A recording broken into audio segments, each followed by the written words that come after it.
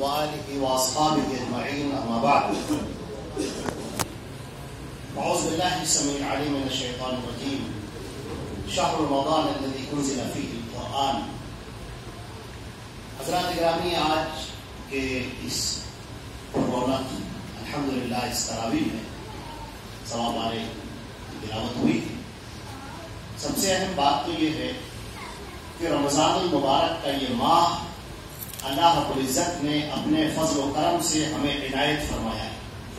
نہ معلوم کتنے لوگ تھے جو گزشتہ سال تھے مگر اس سال وہ ہم لوگوں کے ساتھ میں نہیں ہیں، اور اللہ ہی بہتر جانتا ہے کہ کتنے ایسے لوگ ہیں جو آج یہاں پر موجود ہیں اور آئندہ سال میں یہاں نہ ہوں. لہذا ان اوقات کی، ان لمحات کی ہمیں پوری قدر کرنی چاہیے. اللہ رب العزت اپنے فضل و کرم سے ہمیں رمضان المبارک سے مکمل فائدہ اٹھانے کی توفیق عطا فرمائے. رمضان المبارک کا بڑا گہرا تعلق اور خاص تعلق قرآن پاک سے ہے. اللہ نے فرمایا شہر رمضان الذی انزل فیہ القرآن، یہ رمضان کا جو مہینہ ہے اس کے اندر قرآن پاک کا نزول فرمایا گیا. ہدی للناس، اور یہ لوگوں کی ہدایت کے لیے.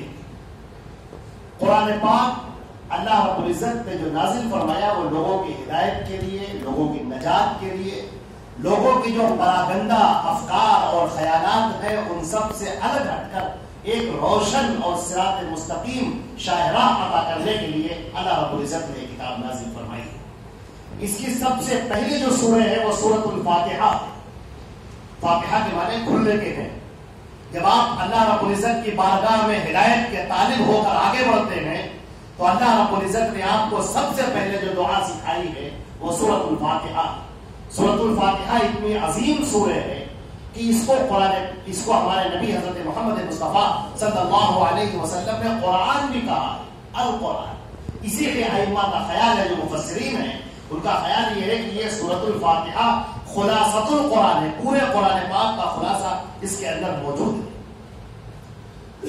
سورۃ الفاتحہ کے بارے میں نبی کریم صلی اللہ علیہ وسلم نے جو فرمایا کہ بغیر لا تقبل الصلاۃ بغیر سورۃ الفاتحہ، لا صلاۃ لمن لم یقرأ بأم الکتاب، لا صلاۃ لمن لم یقرأ بفاتحۃ الکتاب. مختلف الفاظ میں اس آدمی کی نماز نہیں ہوئی جس نے سورۃ الفاتحہ اپنی نماز میں نہ پڑھی.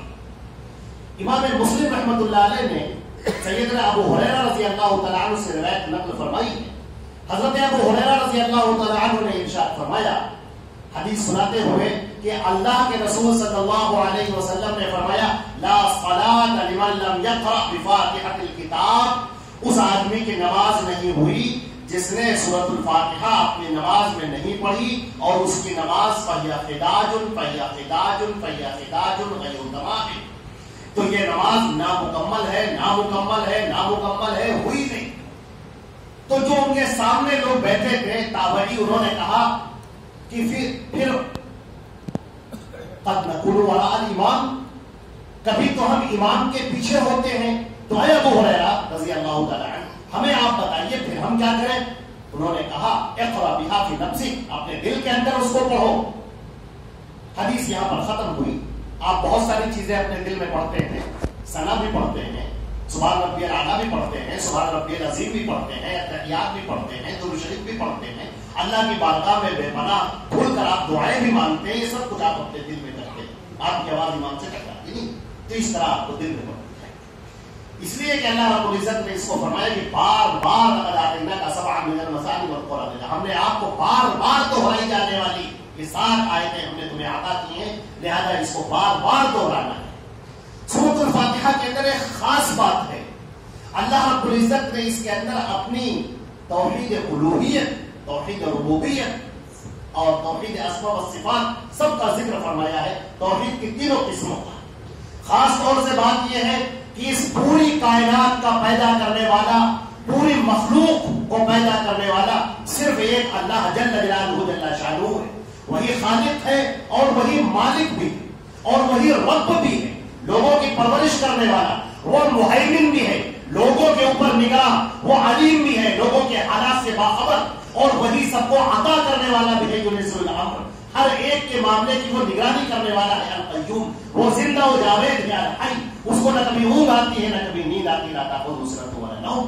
اللہ رب العزت کا معاملہ یہ ہے کہ وہ ہر ایک پر نگراں ہے، لہذا عبادت صرف اسی کی ہونی چاہیے اور اس کے علاوہ کسی کی نہیں ہونی چاہیے۔ یحیی و یمیت، وہی زندہ کرتا ہے، وہی مارتا ہے، وہی غلے اگاتا ہے، وہی آسمان سے پانی برساتا ہے، وہی لوگوں کو اولادیں عطا کرتا ہے، وہی کسی کو خوش قسمت بنا دیتا ہے اور کسی کو ذلیل و خوار کر دیتا ہے، سب کچھ اسی کے ہاتھ میں ہے، لہذا عبادت بھی اسی کی ہونی چاہیے۔ فرمایا گیا ایاک نعبد و ایاک نستعین، جب اللہ کی بارگاہ میں بندہ آتا ہے تو کہتا ہے کہ اے ہمارے پروردگار ہم تیری ہی عبادت کرتے ہیں۔ پھر اللہ نے اس کے بعد ایک اور وضاحت فرمائی کہ تم ابھی اور کہو، تم نے صرف اتنا کہا کہ اے اللہ ہم تیری عبادت کرتے ہیں، صرف تیری عبادت کرتے ہیں۔ ہو سکتا ہے تمہارے ذہن سے یہ بات نکل جائے کہ نماز پڑھنا، روزہ رکھنا، زکات، حج، عمرہ یہ سب تو عبادت ہے، یہ تو ہم اللہ کے لیے کرتے ہیں، لیکن چلو مانگنے کے لیے کسی اور در سے مانگتے ہیں، کہیں اور سے اپنے ہاتھ اٹھاتے ہیں، کسی اور سے کہتے ہیں کہ ہماری بگڑی بنا دے، ہماری پریشانی دور کر دے، ہمارے مسائل حل کر دے۔ اللہ تعالیٰ فرماتا ہے نہیں، وَإِيَّاكَ نَسْتَعِينُ، اے پروردگار ہم مدد بھی صرف تجھی سے چاہتے ہیں اور تیرے علاوہ کسی سے نہیں۔ یہ الوہیت کی بات خالق اور مخلوق کے رشتے کو واضح کرنے کے بعد اللہ نے فرمایا کہ تم دعا مانگو، اهدنا الصراط المستقیم، اے اللہ مجھے صراط مستقیم عطا فرما دے۔ بندے نے دعا مانگی، اے اللہ مجھے صراط مستقیم عطا فرما دے۔ اللہ نے اس کے آگے اور وضاحت فرمائی کہ ابھی نہیں، بات مکمل نہیں ہے۔ صراط مستقیم وہ صراط مستقیم جن پر تیرا انعام نازل ہوا، اور اس راستے پر مت لے چل جن پر تیرا غضب نازل ہوا، جو راستے سے بھٹک گئے۔ اللہ کے نبی صلی اللہ علیہ وسلم نے فرمایا کہ یہود والنصارى، اس سے مراد یہود اور نصارہ ہے۔ اب آپ دیکھیں سورۃ الفاتحہ سوال ہے اور باقی پورا قرآن پاک اس کا جواب ہے۔ سارے لوگوں کو تقریباً معلوم ہے کہ اللہ نے سب سے پہلے جو آیات نازل فرمائی وہ سورۃ العلق کی اقرأ باسم ربک الذی نازل فرمائی، لیکن جب ہم قرآن پاک اٹھاتے ہیں اور ترتیب دیکھتے ہیں تو سورۃ الفاتحہ کے بعد فوراً سورۃ البقرہ ہمیں نظر آتی ہے۔ اس میں بڑی راز ہے، بڑی گہرائی ہے اور سمجھنے والوں کے لیے بڑی نشانیاں پنہا ہیں۔ بندے نے کہا اہدنا الصراط المستقیم، اے اللہ تو ہمیں صراط مستقیم عطا فرما دے، راہ ہدایت عطا فرما دے، راہ نجات ہمیں دکھا دے۔ اللہ تعالیٰ نے فرمایا ٹھہر جاؤ، تم سے پہلے کی جو امت گزری تھی یہود اور نصارہ، انہوں نے بھی ہم سے ایسے ہی دعا مانگی تھی، انہوں نے بھی ہم سے جنت طلب کی تھی، انہوں نے بھی ہم سے جہنم سے پناہ مانگی تھی، انہوں نے بھی کہا تھا اے اللہ ہم تیری مرضی چاہتے ہیں، اے اللہ ہم تیری جنت میں داخلہ چاہتے ہیں۔ ہم نے ان کو کتاب دی، ان کو نبی دیا ہم نے، مگر انہوں نے کیا کیا؟ آؤ تمہیں ہم سناتے ہیں۔ پھر یہ سورۃ البقرہ شروع ہوتی ہے بنی اسرائیل کے احوال سے، کہ وہ بنی اسرائیل جن کو ہم نے کتاب عطا کی، موسیٰ جیسا عظیم پیغمبر دیا، مگر ان کا معاملہ یہ ہوا کہ موسیٰ علیہ السلام نے جب ان کے سامنے کوئی بات پیش کی تو کہنے لگے اتتخذنا ہزوا، اے نبی کیا ہم سے آپ مذاق کر رہے ہیں؟ قال اعوذ باللہ ان اکون من الجاہلین، موسیٰ علیہ السلام نے کہا کہ میں اللہ کی پناہ چاہتا ہوں کہ میں جاہلوں میں سے ہو جاؤں۔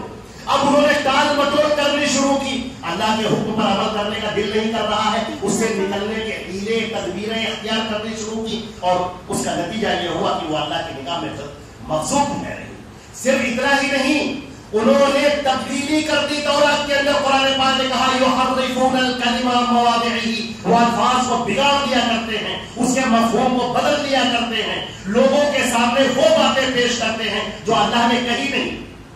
اور فرمایا گیا فَوَيْلٌ لِّلَّذِينَ يَكْتُبُونَ الْكِتَابَ بِأَيْدِيهِمْ ثُمَّ يَقُولُونَ هَٰذَا مِنْ عِندِ اللَّهِ، تباہی اور بربادی ہو ان ہاتھوں کے اوپر جو اپنے ہاتھوں سے وہ لکھتے ہیں اور اس کے بعد لوگوں سے کہتے ہیں یہ اللہ نے بیان کیا۔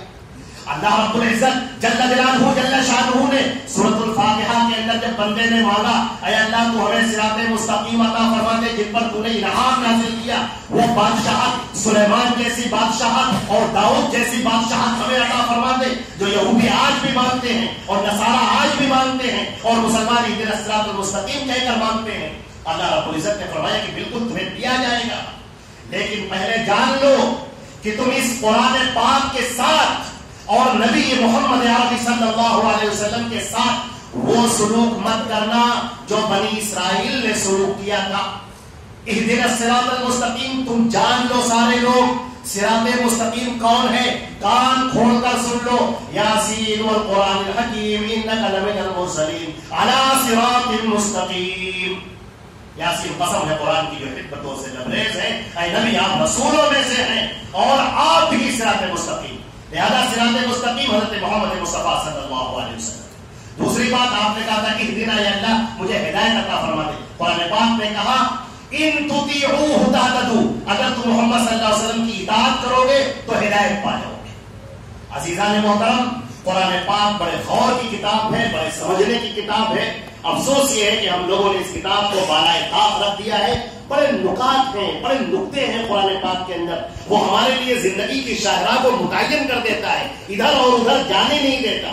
قرآن پاک ہمارے سامنے واضح کر دیتا ہے. اور ایک بات یہاں پر ہم عرض کرتے ہیں اور اس کے بعد اپنی اس بات کو ختم کرتے ہیں. حضرت یعقوب علیہ السلام کا جب آخری وقت آیا ہے، اس پہلے پارے کے اندر ذکر کیا گیا ام کنتم شہداء اذ حضر یعقوب الموت اذ قال لبنیہ ما تعبدون من بعدی قالوا نعبد الہک و الہ آبائک ابراہیم و اسماعیل و اسحاق الہا واحدا ونحن له مسلمون. سیدنا یعقوب علیہ السلام جب بیمار ہوئے اور دنیا سے جانے کا وقت آیا تو تڑپ اٹھے، اپنے بیٹوں کو، پوتوں کو، نواسوں کو، سب کو بلایا اور کہا آخری کلام جو ایک نبی اپنے وقت کا، اور وہ نبی ہونے کے ساتھ ساتھ ایک باپ بھی ہے، نبی ہونے کے ساتھ ساتھ وہ دادا بھی ہے، نانا بھی. لہذا وہ کہہ رہے ہیں اے میرے بیٹوں، میرے نواسوں، تم یہ بتاؤ میرے جانے کے بعد کس کی عبادت کرو گے تم؟ انہوں نے کہا کہ ہم ایک اللہ کی جو آپ کا رب ہے، آپ کے باپ، آپ کے دادا، سب کا جو رب ہے، ایک اللہ کی عبادت، ہم اسی کے لیے جھکنے والے ہیں. بس میرے عزیزوں، سیدنا یعقوب علیہ السلام کو اس وقت تک چین نہ آیا جب تک کہ انہوں نے اپنی اولاد کو دین حق پر دیکھ نہ لیا. آج کتنے ہی ہم میں سے لوگ جو گزرتے چلے جاتے ہیں، ان کے بیٹے کیا کر رہے ہیں انہیں کوئی پرواہ نہیں، جیسے جانور کی طرح سے زندگی ہو رہی. انہوں نے دیکھا نہیں ہمارا بیٹا کیا کر رہا ہے، سمجھانے کے روادار نہیں، بتانے کے روادار نہیں، دین حق واضح کرنے کے روادار نہیں. اللہ رب العزت نے فرمایا تلک امۃ قد خلت لہا ما کسبت ولکم ما کسبتم. یہ قوم تھی جو جا چکی. یہ جو ہم نے پورا تذکرہ تم کو سنایا بنی اسرائیل کا، ابراہیم کا اور اسماعیل کا اور یعقوب کا، ان سب کا جو ہم نے تذکرہ سنایا، یہ سب جا چکے. انہوں نے جو اعمال کیے وہ ان کو ملیں گے. اب دیکھنا یہ ہے کہ تم کیا کرتے ہو، تمہارا رول کیا ہے، ہمارا اور آپ کا اب رول کیا ہے جو ہمیں ادا کرنا ہے اور ہمیں جو اعمال کرنے ہیں. اللہ رب العزت ہم کو اور آپ کو اس کی توفیق عطا فرمائے، قرآن پاک سے جڑنے کی، صحیح احادیث نبویہ سے جڑنے کی، صراط مستقیم پر چلنے کی، اور حضرت محمد مصطفیٰ صلی اللہ علیہ وسلم کی بتائی ہوئی باتوں کی روشنی میں دین پر عمل کرنے کی. یا اللہ ہم سب کو توفیق عطا فرما. والسلام علیکم ورحمۃ اللہ وبرکاتہ.